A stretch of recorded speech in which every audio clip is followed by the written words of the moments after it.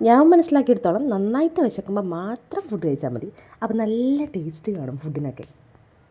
അപ്പോൾ അങ്ങനെ വരുമ്പം ഒരു പ്ലേറ്റല്ല, ഒരു കലം വരെ വടിച്ച് വെക്കും നിങ്ങൾ. വിശന്നിരുന്ന് നമ്മളെല്ലാം തിന്നും, ആനയും തിന്നും.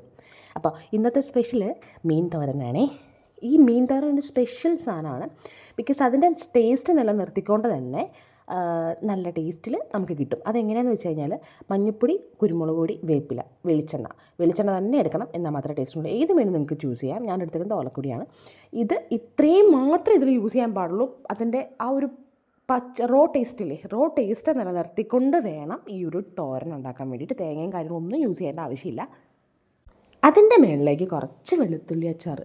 ഈ അച്ചാർ എന്ന് കേൾക്കുമ്പോൾ ഞാൻ മാങ്ങ, നാരങ്ങ അങ്ങനെയൊക്കെ വിചാരിച്ചിട്ടുള്ളൂ ടേസ്റ്റ്. ബട്ട് വെളുത്തുള്ളി അച്ചാർ എൻ്റെ പൊന്നു മക്കളെ കൂട്ടിയിട്ടുണ്ടെങ്കിൽ അതിൻ്റെ അഡിക്റ്റ് ആവും. ഞങ്ങളുടെ ഓഫീസിലുള്ള ഒരാൾ പറഞ്ഞു തന്നാണ്.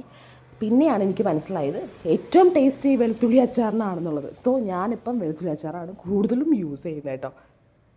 അതെല്ലാം കൂടി കൂട്ടി കുഴച്ച് കഴിക്കണം എൻ്റെ പൊന്നു മക്കളെ. വിശന്നിരിക്കുമ്പം ആ വയറിന് കിട്ടുന്നൊരു സുഖം പറഞ്ഞറിയിക്കാൻ പറ്റില്ല. ആ ഒരു പ്ലേറ്റ് ചോറ് മൊത്തം ഞാൻ അകത്താക്കിയിട്ടുണ്ട്. ചൂടാണ്, എന്നാലും വേണ്ടില്ല. മീനൊക്കെ ഇപ്പോൾ ഒടുക്കത്തെ വിലയാണ്. അപ്പോൾ അതുകൊണ്ട് മീൻ മേടിക്കുമ്പോൾ ഇപ്പം വേണ്ട, മീൻ മേടിക്കുമ്പോൾ നിങ്ങളിങ്ങനെ ട്രൈ ചെയ്ത് നോക്ക്. മേ ബി ട്രൈ ചെയ്തിട്ടുണ്ടാവും. എന്നിരുന്നാലും ഇങ്ങനെ ഒന്ന് ട്രൈ ചെയ്ത് നോക്കിയേ. കുരുമുളകും അതുപോലെ തന്നെ മഞ്ഞൾപ്പൊടി, വേപ്പില, വെളിച്ചെണ്ണ ഇത്രയും മാത്രം ഇട്ടൊന്ന് ചെയ്ത് നോക്കുക.